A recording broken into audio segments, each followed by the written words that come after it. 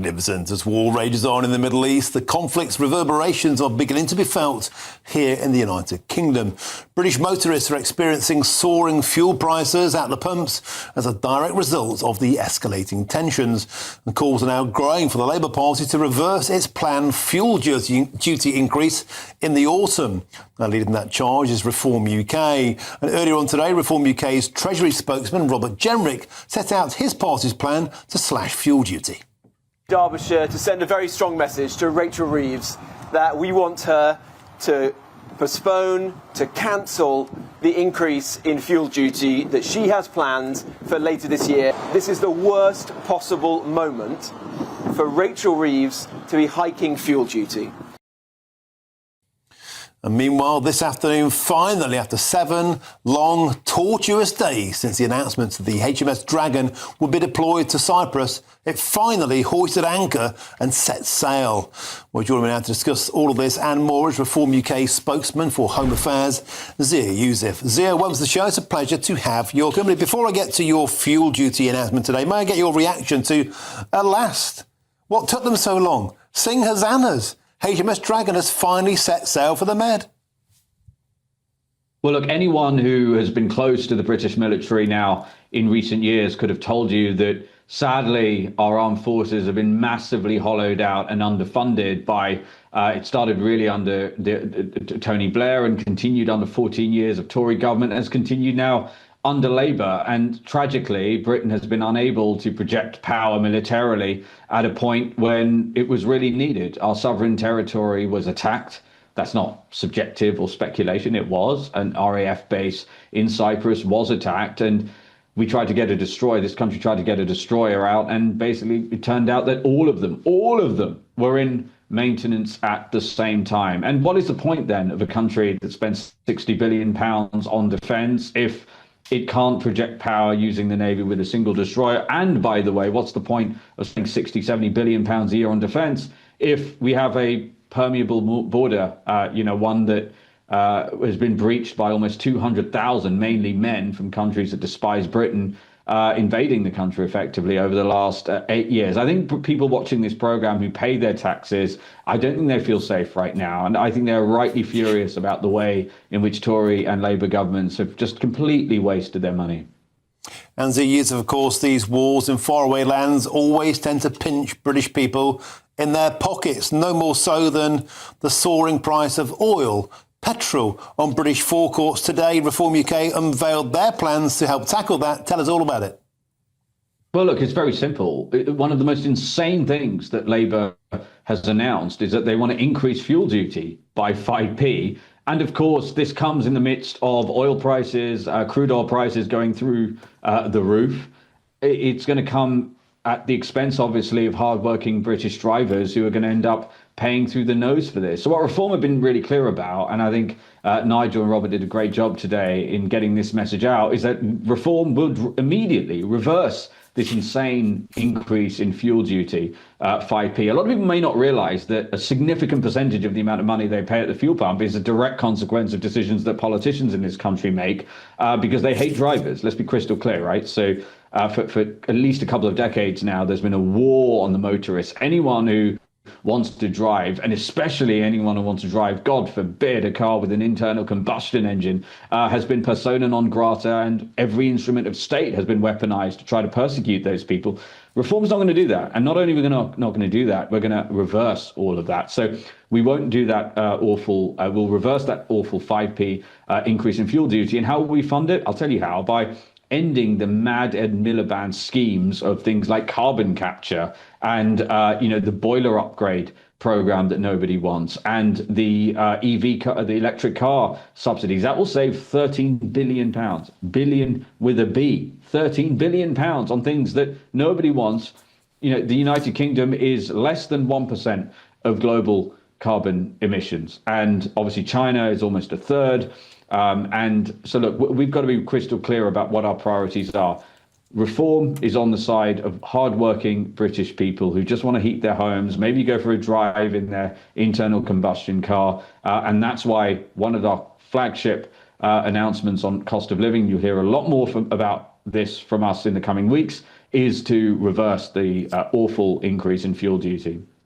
OK, Zia Yusuf, thank you very much for your company tonight. It's a pleasure to have your company. That's Reform UK spokesman for Home Affairs, Zia Yusuf. Thank you, sir. There's nothing more important than keeping your money and your identity safe online. And with so many VPN options available, choosing the right one can be pretty daunting.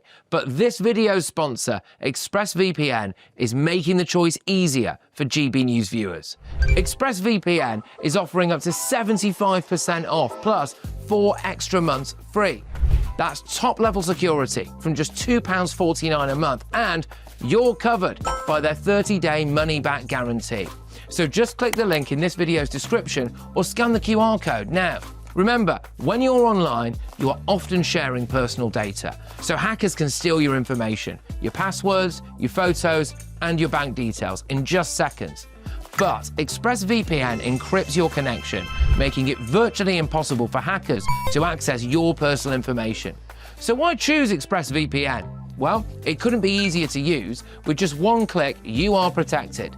And ExpressVPN uses military-grade AES 256 encryption, which is the same standard trusted by the US government to guard their classified information.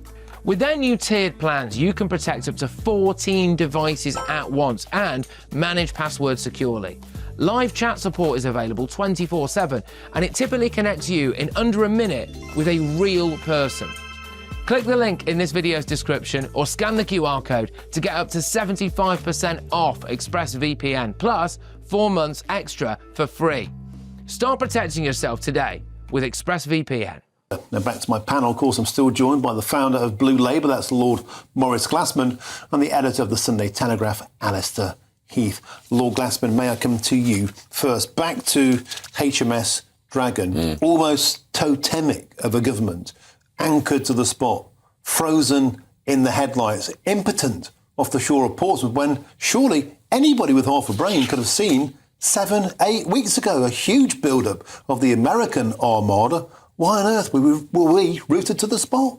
It's astonishing. For me personally, it's completely shameful. I mean, our Navy has been the bedrock of the defence of our liberty. This is the point. Sovereignty requires borders, and our Navy really did protect our interests overseas. So what we've had is, let's face it, ever since, and I am going to say this now, the election of Margaret Thatcher in '79, is an idea that globalisation was inevitable. This idea that, you know, the future was all multilateral. Thatcher deployed to the Falklands, too sweet. Yeah, the Falklands, I absolutely respect that. But what we've got here is just an absolute illustration of the absolute uselessness of our Navy. Zia Yusuf was just talking. It's also about energy prices. I mean, I would be in favour, by the way, of reopening the North Sea. You know, we need petrol. The future of fossil fuels is going to stretch for at least the next 70 years. It's absolutely bonkers to go otherwise. But the priority has got to be to restore the integrity of our armed forces. This is vital. And these were in the, they were at the garage. Farage at the garage. All the ships were in repair.